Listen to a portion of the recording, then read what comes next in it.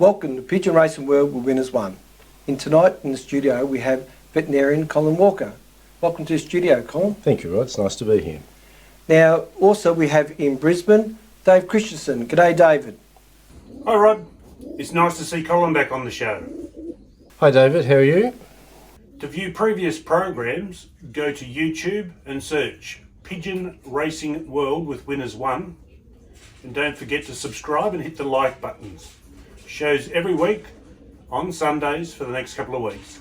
Colin, thanks for coming into the studio. Pleasure. We have a fair bit to discuss tonight. Okay, sounds ominous. Colin, we're leading up to the racing season. Sure. What preparation should flyers be doing now? We're 8-9 weeks out. Right. What would you suggest them to start with? Well, from a veterinary point of view, obviously there's training and preparation and all that sort of thing, but from a veterinary point of view, I guess what most fanciers want to do is start the season with healthy birds. And so there's a couple of common diseases that we want to screen for and make sure that the pigeons aren't infected with those when the season starts. I guess the 5 common ones are respiratory infection, wet canker, coccidia, worms and salmonella. And a common query that we get is, should I just blanket treat my pigeons for respiratory infection? And what we tend to advise is that a pre-race treatment for respiratory infection is only recommended if your loft fits into one of 4 categories. And they are if there's visible respiratory infection in the birds right now, and so what you'd be seeing it's not so much the obvious signs of a respiratory infection in a young pigeon, like an eye cold and dirty cere. If you saw those in pigeons at the age they are now at this time of year, that would be serious.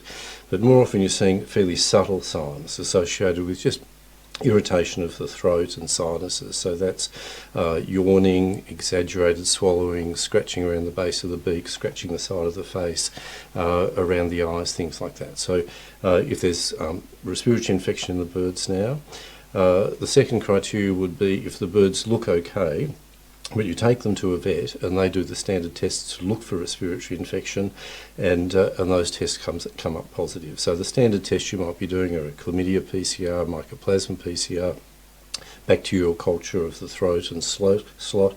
If any of those show that there is active respiratory infection, then obviously that's an indication as well, even though the birds might look normal. The other 2 indications are perhaps a little bit more subtle, and that would be if during the post-weaning time and in the period building up to the pre-race time, there'd been ongoing intermittent problems with respiratory infection. If that had been the case, you'd worry that the birds hadn't had a chance to build up a really strong natural immunity, and that can be an indication for treatment as well. And the last thing would be if in the other years when racing has started, the birds have started well, but as soon as racing's commenced, respiratory has flared up in the loft. And so if nothing has changed in the loft, if the loft still has the same genetic mix of pigeons, it's the same design, obviously the same location, mixing with birds from the other same club members, and predictably for the last couple of years respiratory infections flared, well, there's really no reason to think that it wouldn't flare again. So you might treat preventatively for respiratory infection then.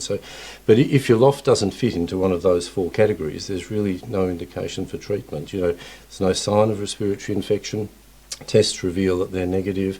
There hasn't been any respiratory infection in the pigeons through the build-up time, and there wasn't respiratory infection in the early races last year. You've got nothing to treat. You better really just keep an eye on them and monitor. The second one is canker, and everyone's familiar with wet canker now. Canker is such a common disease.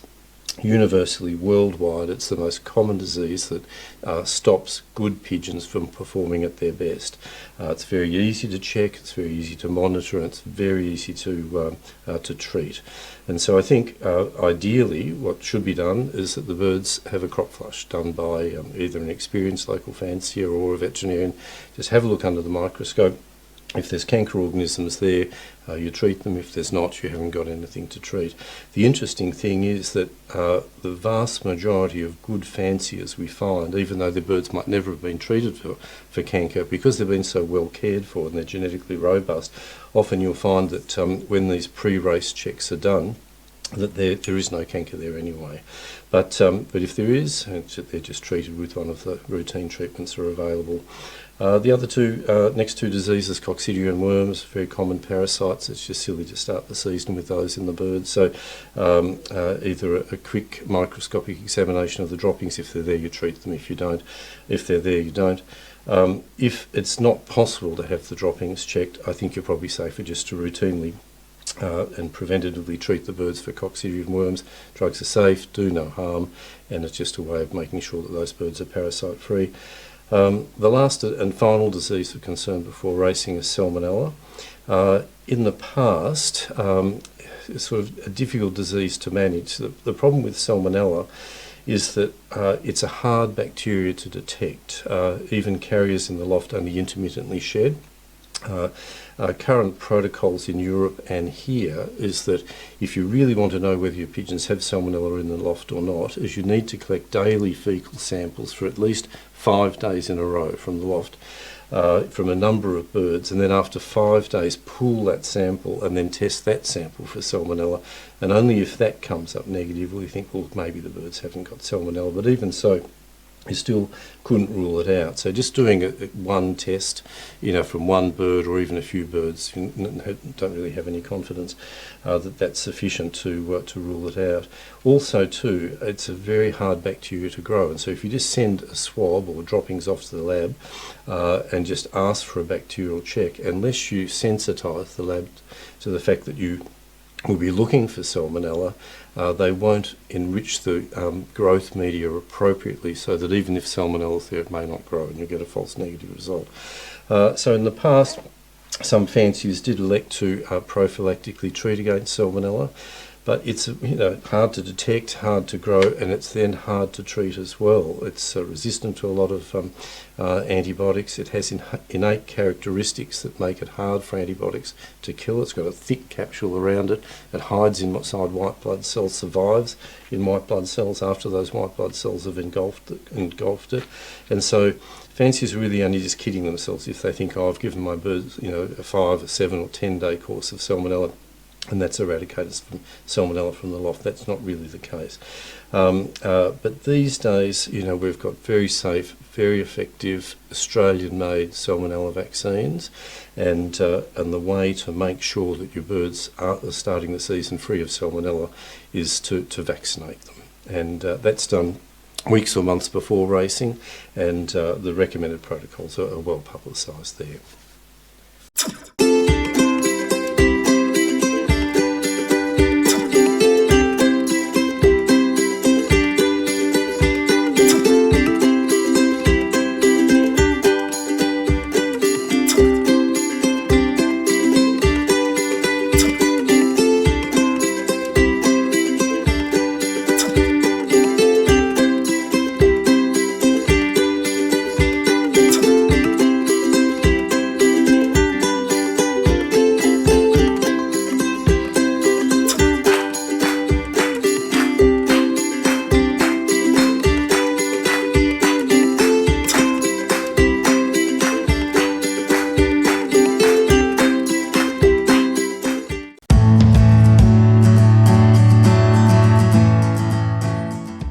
Colin, with the Salmonella vaccine, and I've been using it for the last few years, it's pretty simple. It's a matter, yes, you can inject it, but I use it by drops down the throat. Sure.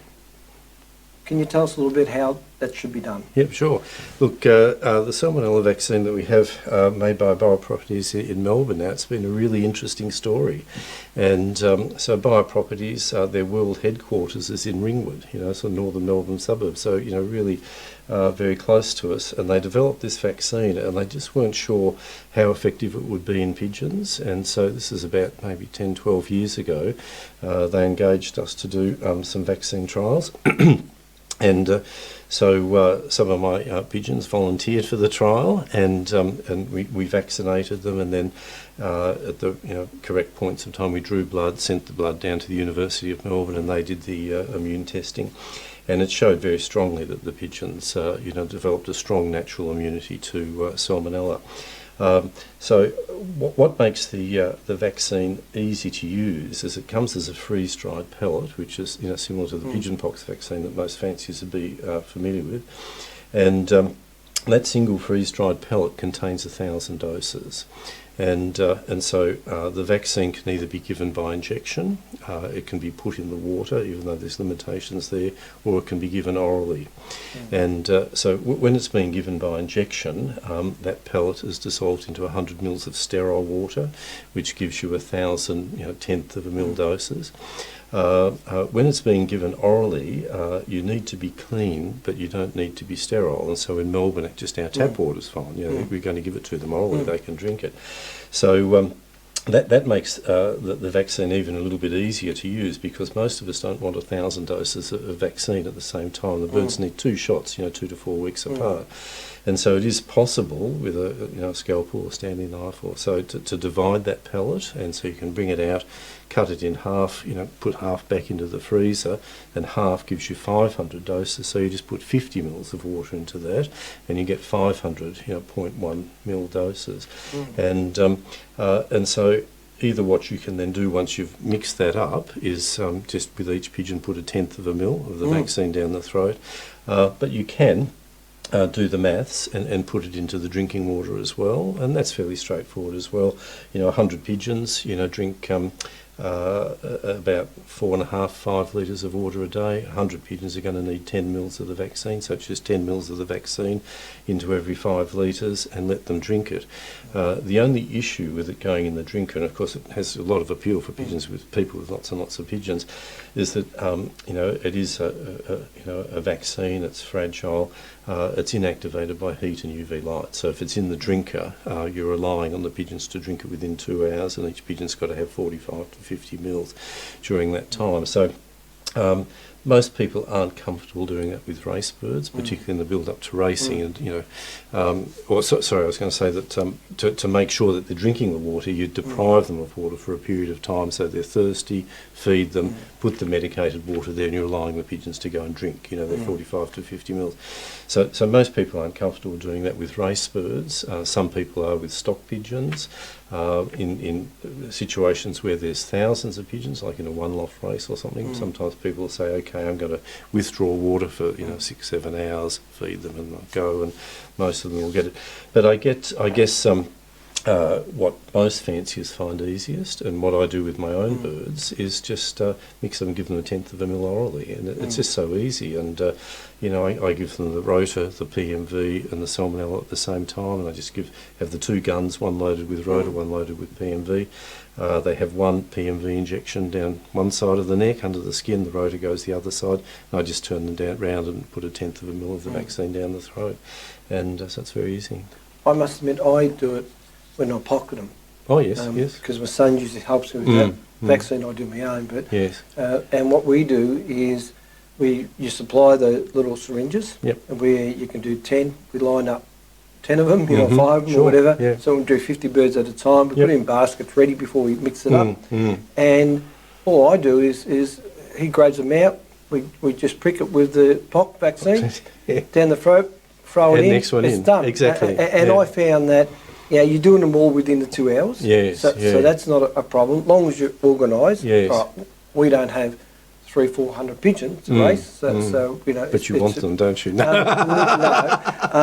With a lot of 2-year-olds, I've got more than I normally would have.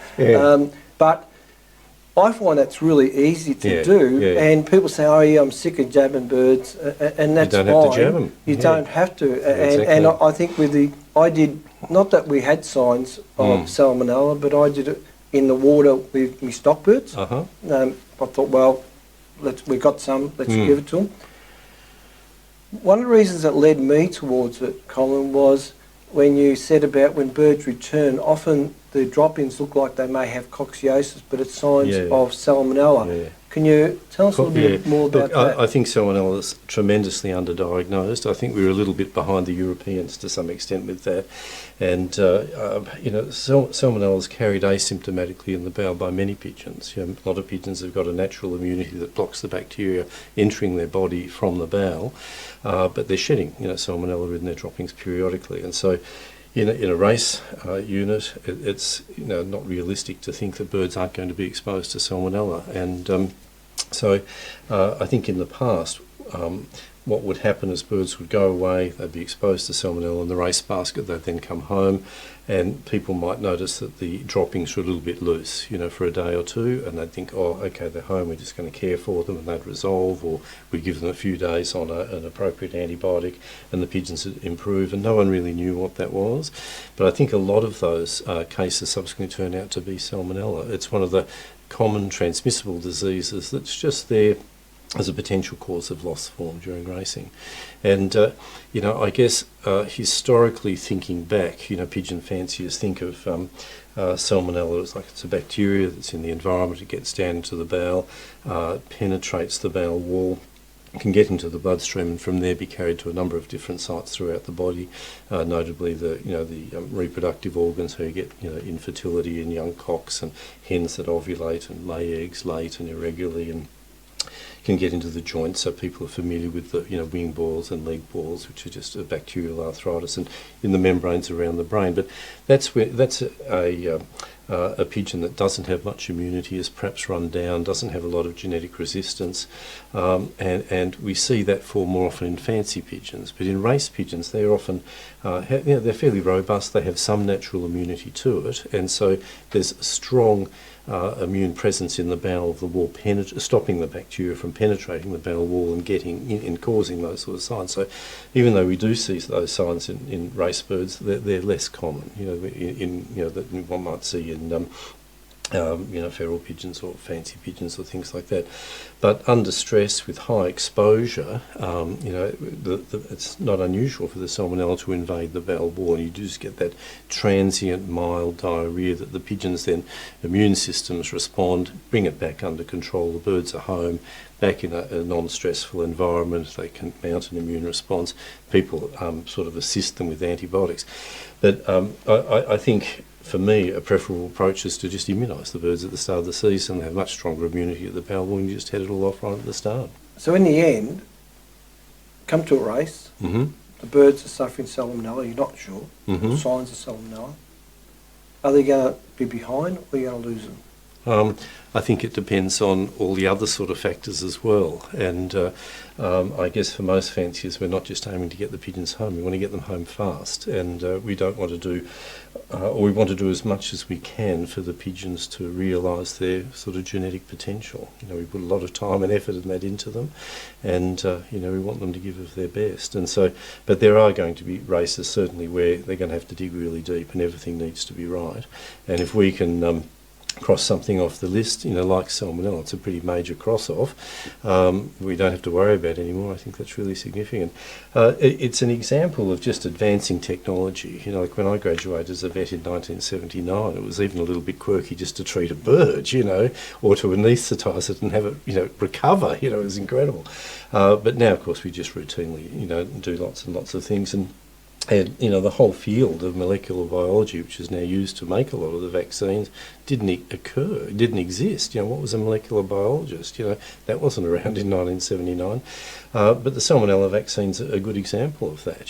So what they've done is they've got the bacteria salmonella, genetically altered it so that one of the enzyme pathways has been eliminated, so the bacteria can't reproduce itself. So it's and what's called an attenuated live vaccine. So you are giving, when you give that oral dose, a salmonella strain that can't reproduce itself. But the big advantage of that is until the bacteria you give actually die, they produce the toxin that the organism normally does. It's on the way it affects the host. And it's thought that the immunity becomes as strong as it does because the birds aren't only getting exposed to the protein on the surface of the bacteria, which you might get with a killed vaccine or so, but they're being exposed to the toxin as well. For a short period of time, within a few hours, the bacteria in the vaccine dies. It can't establish an infection, can't reproduce itself. But when we were doing the vaccine trial, some of the pigeons, within 2 or 3 weeks, had an immunity 3 times the level they required to prevent the development of disease. And so it's amazing. They just alter things around. This is what we want. And salmonella, again, with the molecular biology, what I was taught as a veterinary student is that pigeons caught salmonella from mice and rats. And people would say, "Oh, I've got mice and rats in the loft. My pigeons might catch salmonella." But of course, now with all the genomic sequencing, they can sort of key it out and identify that bacteria more and more and more. So that in the past, all the different salmonellas might look as similar to someone who didn't know anything about a car on the road. Think, oh, all the cars are the same. It's only when you get to examine them in more detail that you really actually there's quite a lot of differences. And there was one survey done a couple of years ago, and they identified the bacteria in something like Salmonella strain in 10,000 cases, in pigeons. And all bar 7 were just 2 particular phage types of the organism, and I thought the other 7 that had different types of salmonella were in fact, they were just incidental transients that happened to be in the bowel at that time. So, it sounds unusual. So pigeons have got their own specific species of salmonella that just infects them, but in fact, that's more the norm, with that particular genus. They've now found that the salmonella that affects cattle just affects cattle. The salmonella that just affects pigs, affects pigs just affects pigs, and the same with the chicken one as well. So really, just with advancing research, they've found that the salmonella that affects pigeons is like the salmonella that affects other species. It is just a straight, pigeon disease. And the way the disease is transmitted typically is by asymptomatic carrier birds. They carry it in their droppings. They pass the bacteria periodically, contaminate the environment, and so fresh birds become exposed to the bacteria, not necessarily infected, but exposed to the bacteria by the droppings of those contaminated birds in a contaminated environment. So pigeons can't get salmonella from mice and rats? No. Yeah, mice and rats can give pigeons lots of other things. They carry lots of other nasty bugs and things that like diarrhea is similar to us, but no, not salmonella. And it's a very interesting thing too, because when you think about it in a little bit more detail, and as people understand more fully what's going on, it is unusual for pathogens to jump from mammals to birds and birds to mammals, and one of the main reasons there is a difference in body temperature. A mammal's body temperature, what is it, 37.5, something like that. A pigeon's 41.7. One of the ways that a mammal helps protect itself, from bacterial infection is to develop a fever, and as the temperature goes up, it creates a hostile environment for that bacteria to survive. And so if you've got a mammal bacteria, every bird already with its high temperature for that bacteria has got a fever, and it's naturally resistant to the infection. So it's more the exception, that an organism is going to be able to cause disease in a mammal, and then also a bird as well. It's a natural barrier there. We'll be back with more Pigeon Racing World Winners 1 after this break.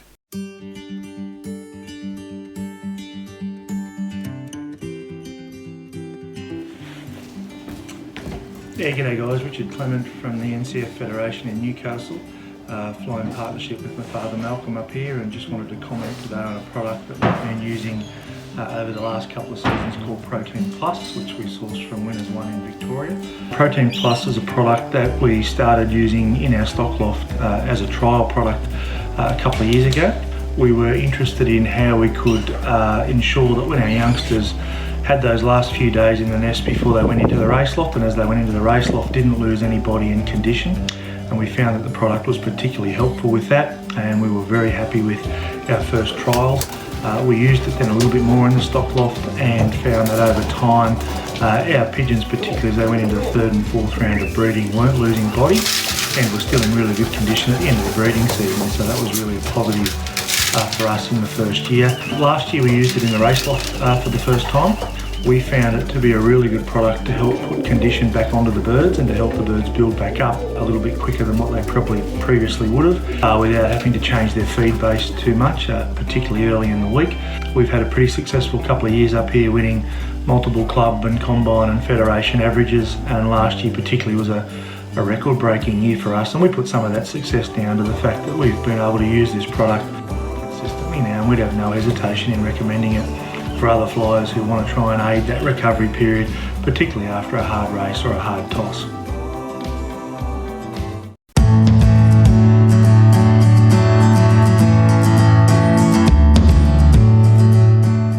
Welcome back to Pigeon Racing World with Winners1. We're leading veterinarian Dr Colin Walker. We're talking about health of pigeons. Colin, one thing that it's been going around for many years is the use of apple cider vinegar, garlic in the water, and vitamins. Mm-hmm. What's your opinion on those and the other thing that you may natural products? Yeah, look, I think I tend to be old school in that I think real drugs do real things, and natural remedies sometimes leave a bit to be desired. Historically, garlic and other oils and that have been attributed to lots of functions, but and they may do something as a conditioning agent. Apple cider vinegar is a little bit different because it does lower the crop and maybe the stomach and anterior small intestine pH, and maintaining an acidic environment there favours the growth of beneficial bacteria and makes a hostile environment for potential disease-causing organisms like E. coli. But I think some fanciers tend to over-rely on natural remedies, and of course some of the people who are marketing them, want them to work and attribute sort of various claims to them.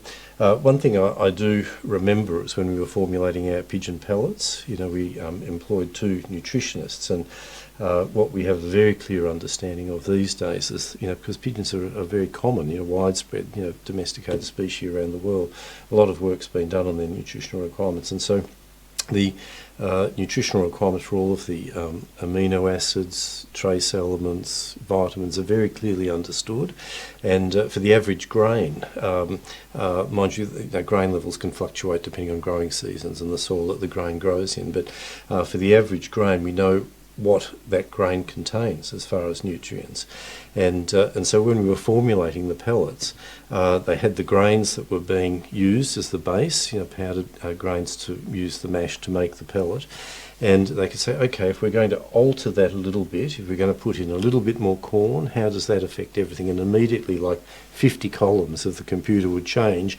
and a red would come up and say, oh, that's a little bit low in tryptophan, an essential amino acid. Or maybe we can, we're a little bit worried that the fat's too high, we're going to decrease the safflower by 5%. How does that affect things? And you could pan it across and see. And so you could sort of formulate a grain mix that approximated the nutritional requirements of the pigeon. Still variation there on the amount of calories and that they required depending on the amount of work they were taking and how hot and cold it was.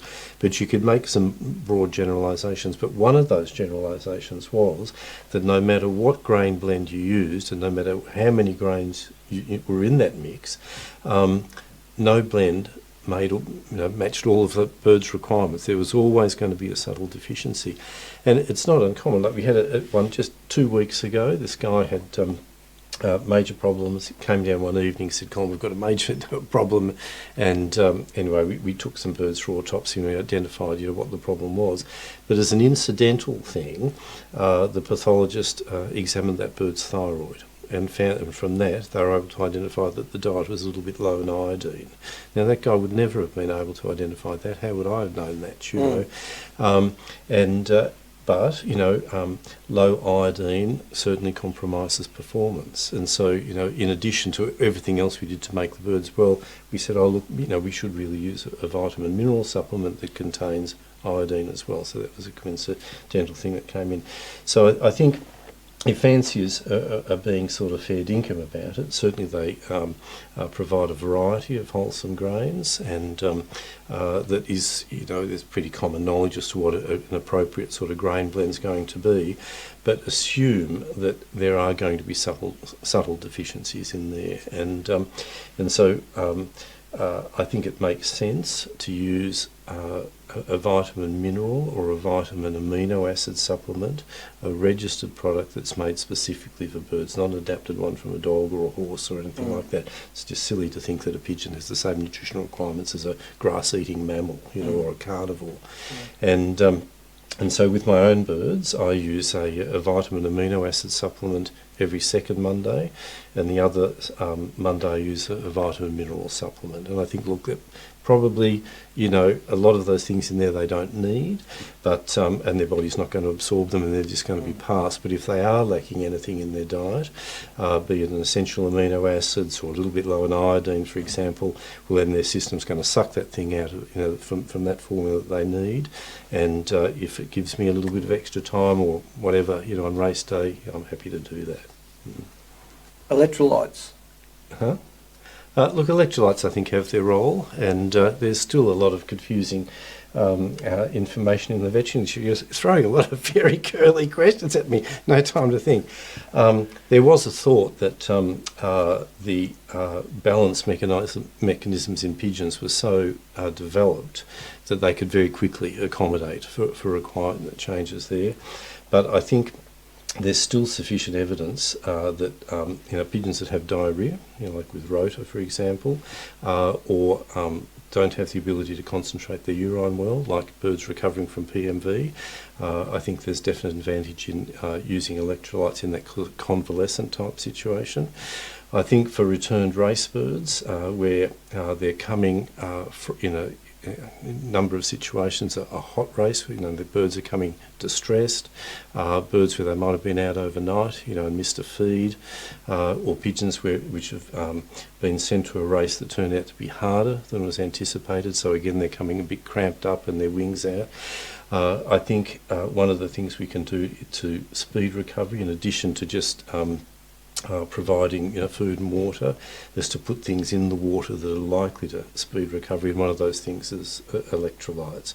And it's interesting too, because pigeons, you would have noticed as well, sometimes when they come from races like that in that sort of condition, they'll often go for the pink minerals or eat a little bit of grit as well. And I think it's their sort of feeling that, you know, we need these sort of body salts back. And so so I think in some situations electrolytes are worthwhile.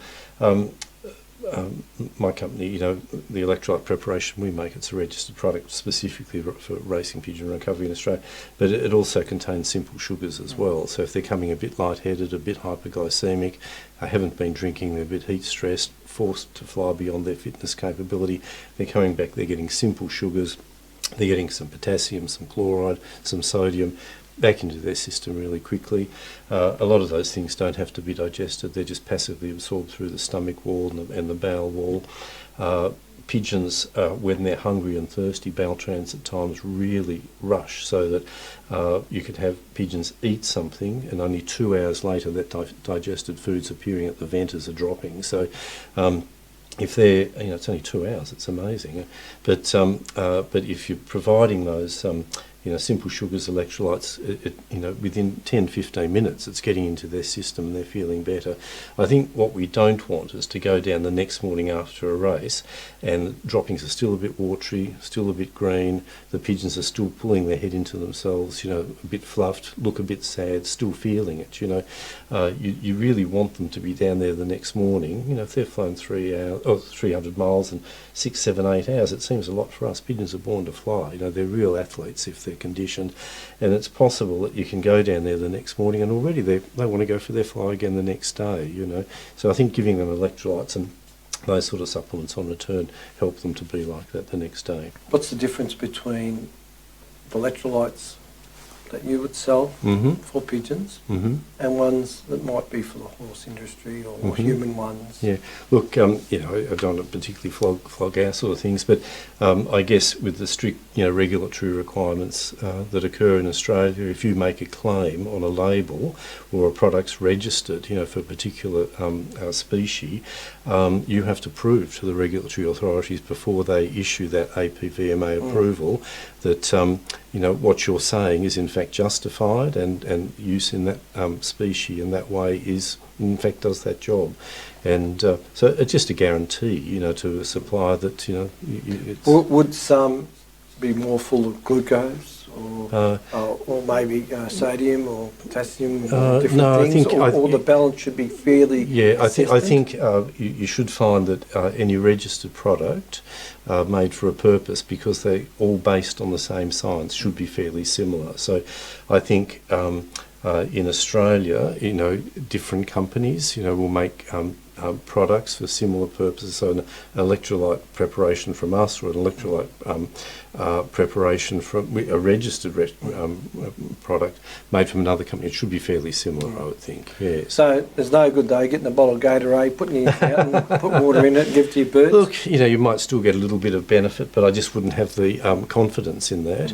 And of course, electrolytes, if they're given too strong, of course, actually have the reverse effect. They dehydrate the bird. It's like drinking seawater. Fluid always moves across a cell wall to make the concentration on both sides the same.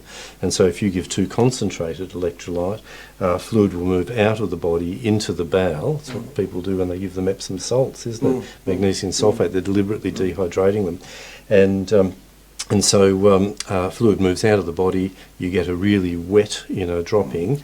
It's not clearing the birds out, it's just dehydrating them. But that's, of course, the opposite to what you really want to do after a period of exertion. You mentioned Epsom salts. Yes. Oh dear. People are going to throw darts at my voodoo doll, I know. Yeah, I don't think that has any role, really. I've seen people give it to the point where the grit in the ventriculus is being passed, or they're vomiting back that. And I guess the idea in the past was that you're just making them really sick and dehydrating them, then all their natural correction mechanisms come in. And a few days later, the pigeons look really great, but only by comparison with the way they were a few days before. I think just common sense. So it doesn't strip the fat out of them and all. No, it doesn't do anything like that. No, maybe they're just too nauseated and don't want to eat, or they vomit their dinner back and they lose weight. But it's not stripping the fat out of them. No. We'll be back after this short break with Tony McPherson and Starting Up.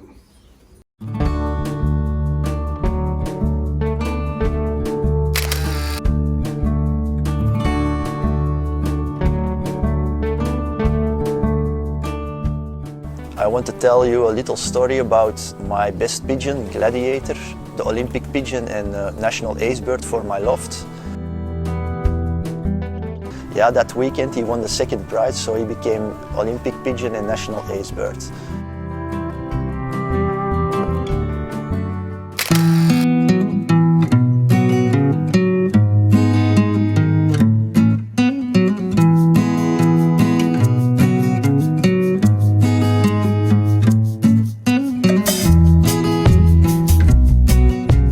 In the year 2000 I bought a pigeon voicer in the club here from Jules Sampermans, and this was the papa of Tiesto that I bought there. Also we raised this pigeon that we bought as voicer, and he won 2 times the first prize on Bourse. Then we bring him to the breeding loft and he bred us famous pigeon Tiesto.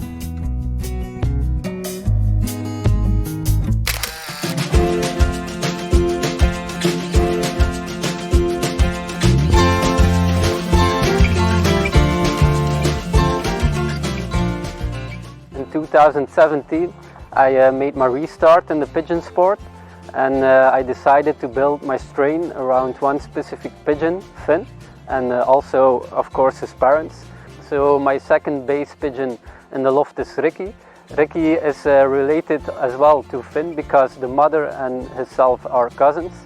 Ricky was my first national ace pigeon since I raced with the pigeons in 2014, and he was also very successful the years afterwards. So he was 3 years in a row in the top 6 in the PIPA ranking on the long distance races.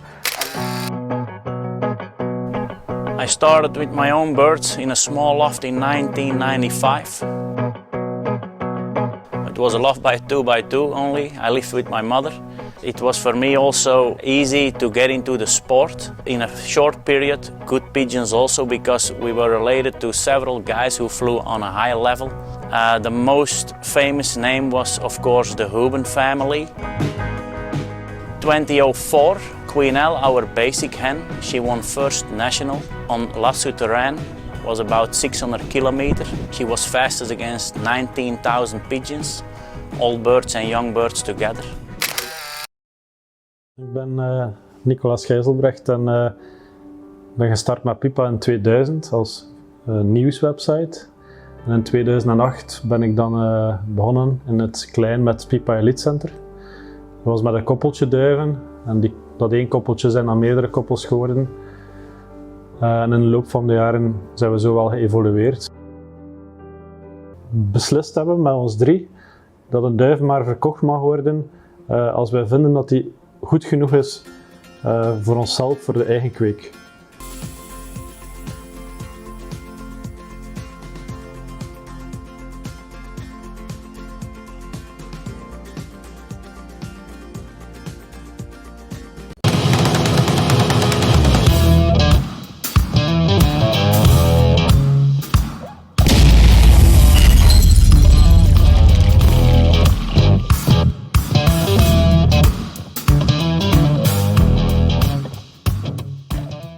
Yeah, well, when I start racing, I like to have my birds training around the loft really well, and I also like to give the birds 5 tosses in a row.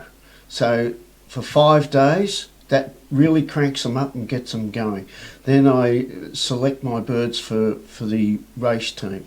And I go in and individually handle the birds, make sure that they're showing the right signs that I look for, which could be the spot on the wing, the little red dot going up and down, a nice glassy eye, white wattle, and a real gleam around the neck.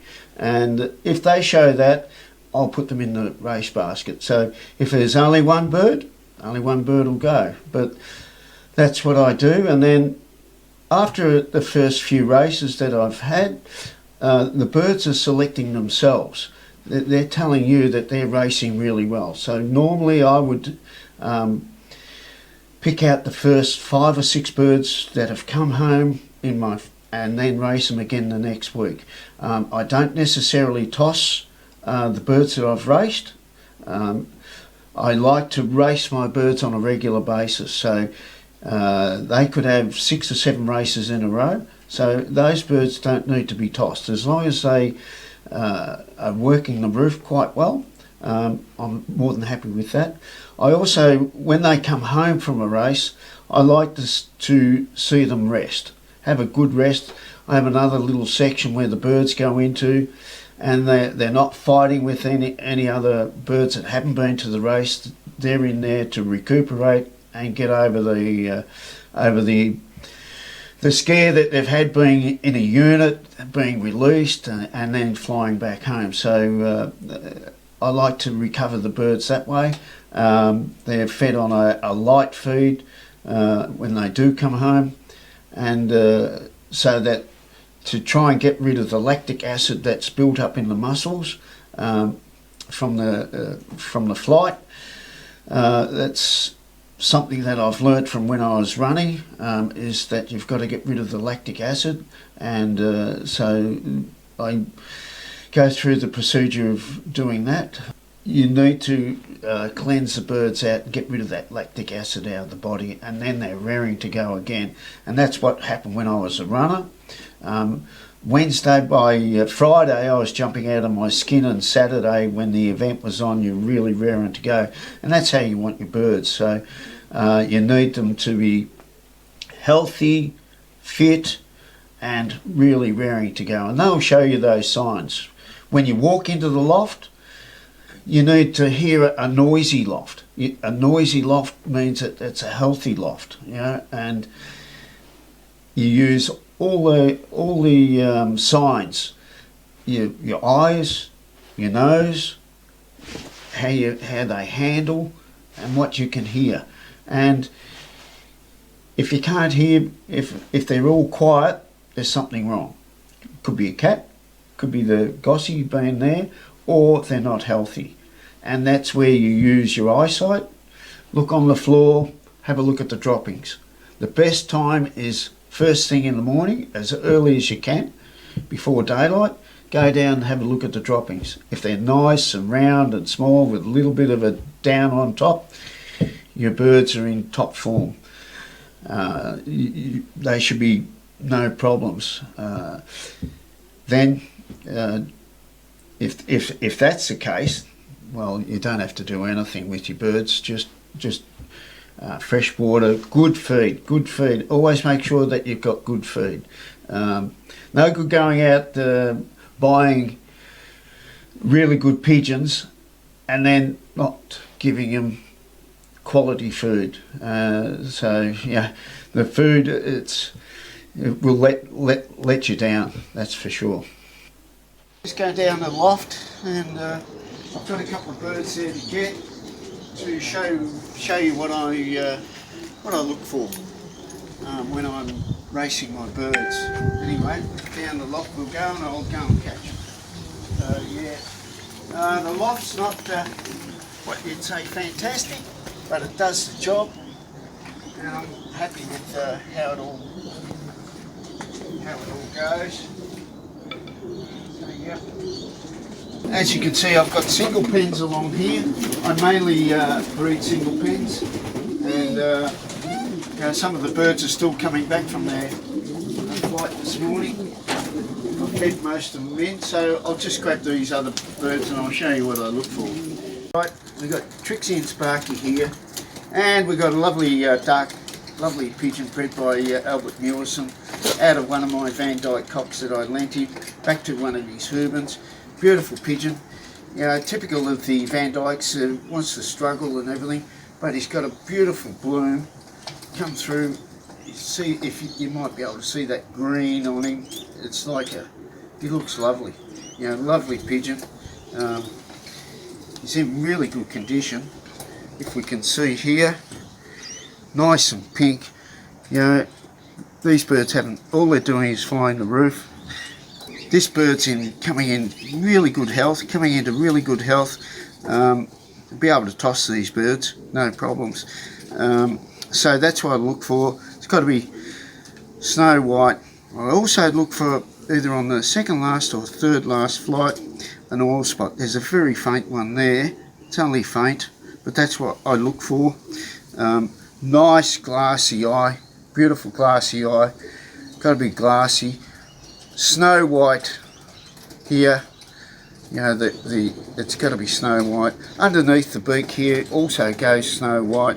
If they show all of these things, nice and noisy and everything else. So this bird is in superb health at this moment. Off you go. The Australian Racing Pigeon Journal has been an interesting educational read since 1993 and still a significant way to keep abreast of the sport of pigeon racing. In each exciting monthly magazine, editor Jeff Howe brings together Australian and international articles. Join pigeon fanciers throughout the world who subscribe and enjoy the Australian Racing Pigeon Journal.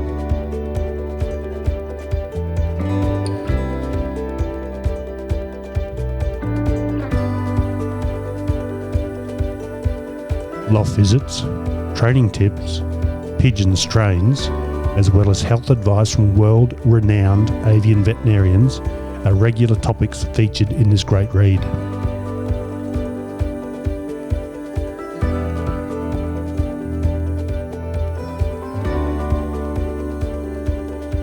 There is nothing better than keeping a quality magazine on the shelf to read anytime.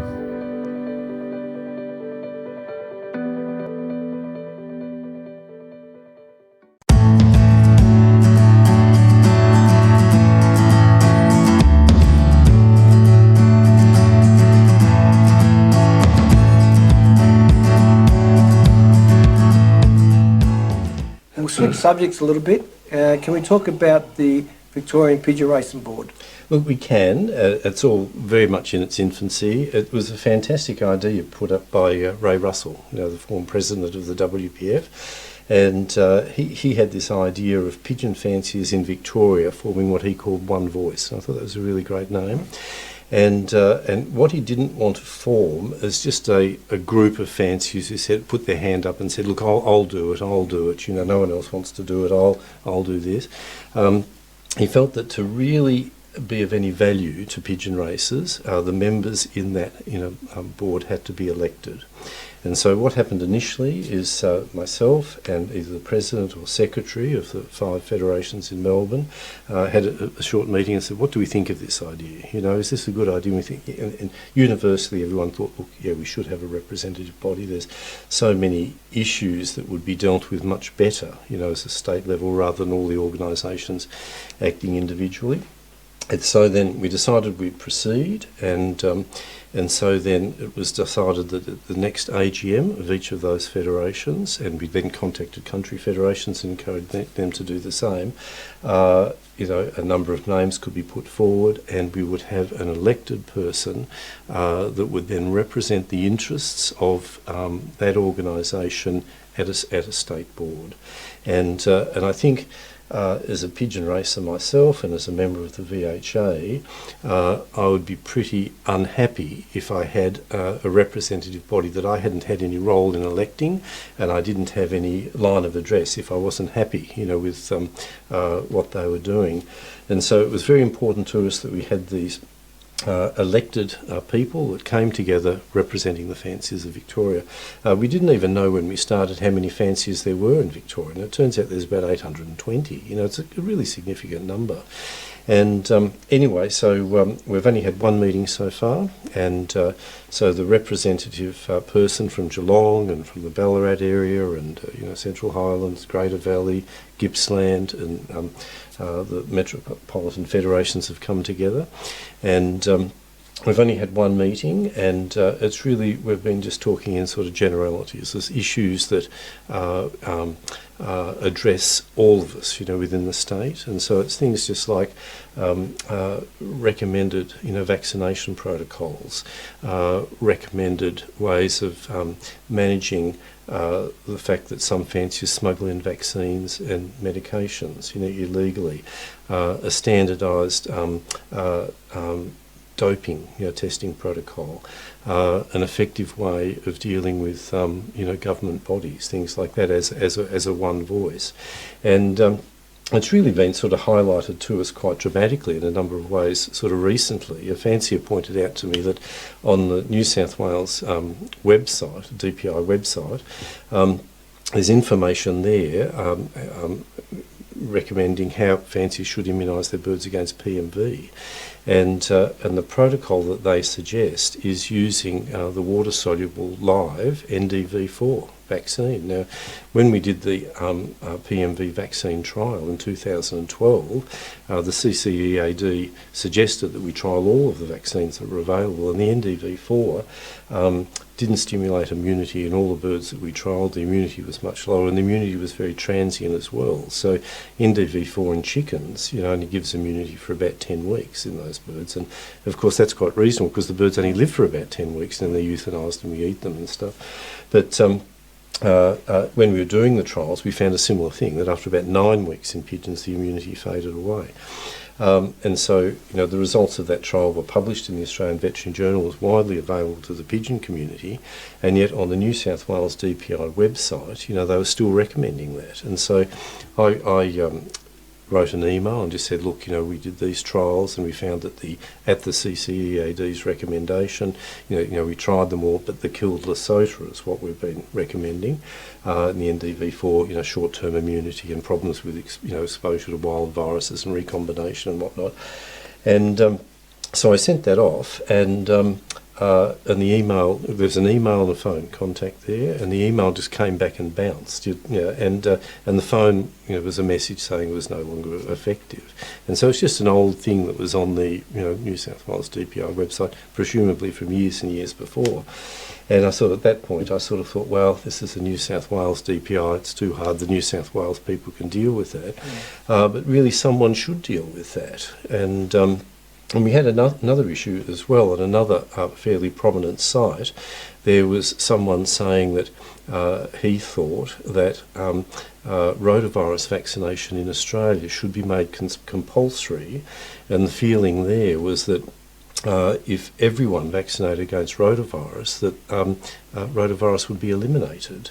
And that's a site that a lot of people would refer to, but of course that just doesn't make any sense as well, because rotavirus is obviously resident in wild, free-flying feral pigeons, and it's possible that rotavirus is carried asymptomatically by non-target species like the Streptopelia doves in our backyard, and wild columban type species like Leucomelia, Columbia leucomelia, which is a wild sort of pigeon.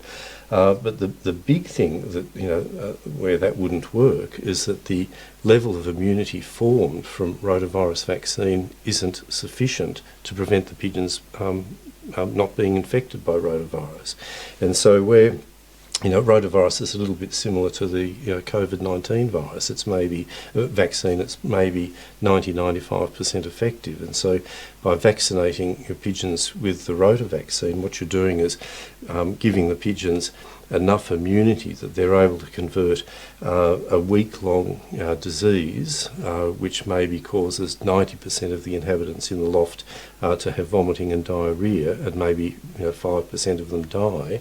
With the immunity that the vaccine gives them, it converts it to a transient 2 or 3 day mild disease with 5% vomiting and none dying. But because the level of immunity they form isn't enough to completely block all clinical disease, it's very unlikely that the amount of immunity they would form would be enough to stop them becoming infected. In the same way that birds that are vaccinated against PMV can still become infected with PMV, they just don't develop symptoms because of the immunity they've formed. So that wouldn't work. The only way that getting everyone to use rota vaccine to eliminate the virus would work is if it was something like smallpox, where pigeons were the only species that became infected. You'd then have to vaccinate every pigeon, and you'd rely on the vaccine giving sufficient immunity that the pigeons couldn't become infected with the virus. And so a state body needs to address those sort of issues. I think what should happen in Victoria with an elected state body is, we are the experts on pigeons. We shouldn't be looking to the government for guidance with pigeon policy. What should be happening is the government should be looking to us as the pigeon experts as to how pigeons should be managed, and what should be the policy guiding decisions about pigeons. Should this body one day, because it's elected and it's at the moment, presidents, associations, and federations. And well, we have elected members, and I guess the thing is that what every Victorian pigeon fancier should feel is that his concerns are being expressed by the representative of the board that his organisation is elected, and if there's things happening within the state that he's not happy about, all he has to do is contact his representative, and his issue will be presented, to the board. Is there a list of those representatives? Oh yes, yeah. And what's the website for people to go? We haven't got a website yet. No? We've only had one meeting. But also too, if members aren't happy with the job that their rep is doing, they just don't elect them again next year. So we want it to be a dynamic situation. What we've our plan is I've just put out the minutes because we only had our proper meeting from the elected members just last week. Our initial plan is, and it sounds because everyone says this, but we want to develop a website and an interactive, non-static, Facebook page. And I think that website is going to have two big areas. We want to do what we can to stimulate new interest in the sport, educate people who aren't in the sport, but then we need to be able to be a reference point for established pigeon fanciers to get accurate information as to what's going on. So there will be information on that website about what is the recommended vaccination protocol, what are the standard ways for to test, say, for doping in pigeons, because what we find is that not only members in an organisation may not know how to do that, but often the people who are the leaders of that organisation don't know how to do that either, and they're charged with making decisions, but so we need to sort of educate them as well. But at the same time, we want to have on that website a lot of entry-level sort of information, so that if people think, oh wow, do people really race pigeons these days? How does that work? You know, they can get onto that and just learn. Well, that's one thing with our series starting up. We're trying to. I think that's a great initiative. Well, we're trying to teach people. Sure. And after this series, 12-week series, we want to put actually all them into one DVD or one. We can put it on the VRPB site. Well, that's the thing. We want to make it available that any federation can just download it, put it onto their site, because that pigeon racing, we all learn. When we all started, we didn't know a lot, unless you grew up, born into a family, and that's why we're covering the basics and getting into a little bit more detail as the series has gone on. Sure. But that's what I seen a need, and there's nothing there. So that's something that we will be making available as one video. It might be in 2 parts, and that people can just download it, put it on their sites, and use it. Is that look everywhere in the world that I know, they have one body runs pigeon racing. It might be, part of England itself, or it might be Wales, or might be Ireland. FCI. You got Netherlands, etc. That's never going to happen in Australia as one body. I just can't see it. We're too widely spaced and too diverse. Yeah. It happens in some, but I don't see it happen here. Is the board, and should the board be there one day as a body that does oversee and make accountable pigeon racing within Victoria? I think it's not the board's role to interfere with federation and club policies. I think it's just there as a reference point if there's issues that come up, apart from those other issues I mentioned that involve the fancy as a whole. So recently we had the COVID-19 thing. Now Kevin Clark, who's the VHA rep on the VRPB, he's got this really fantastic COVID-19 plan, and had we had that sort of in May, June last year, we may have been able to alter things. It was a good example of how we could have perhaps been more coordinated, more effective, during that. And so what we want to make sure is that if we do have another thing like that again, and goodness knows, Victoria's really jumped in at the deep end since 2012, like compared to the other states, we were the, first PMV case was in Victoria. All of that PMV vaccine trials were done in Victoria. The rotavirus, we were able to diagnose the mystery disease that had been in Perth 6 months before that was occurred in Victoria. The rota vaccine pilot studies, were done in Victoria. The Salmonella trials were done in Victoria. The import quarantine station is in Victoria. The Australian Animal Health Lab is in Melbourne, which services the whole country. Probably the biggest, Department of Primary Industry Diagnostic Lab, AgriBio, is at La Trobe University in Melbourne. So we're quite a key player. I think there's a role for every state, because every state has its own issues, to sort of deal with statewide issues, but not club and federation issues. Colin, thank you very much again for coming on Pigeon Racing World. Thank you for having me. Thank you. Thank you. Over the coming weeks, we'll have more footage of Dr Colin Walker from an avian veterinarian's perspective on how to maintain good health in racing pigeons. You've been watching Pigeon Racing World with Winners1. I'm David Christensen. Good night, good luck, good racing, and good returns.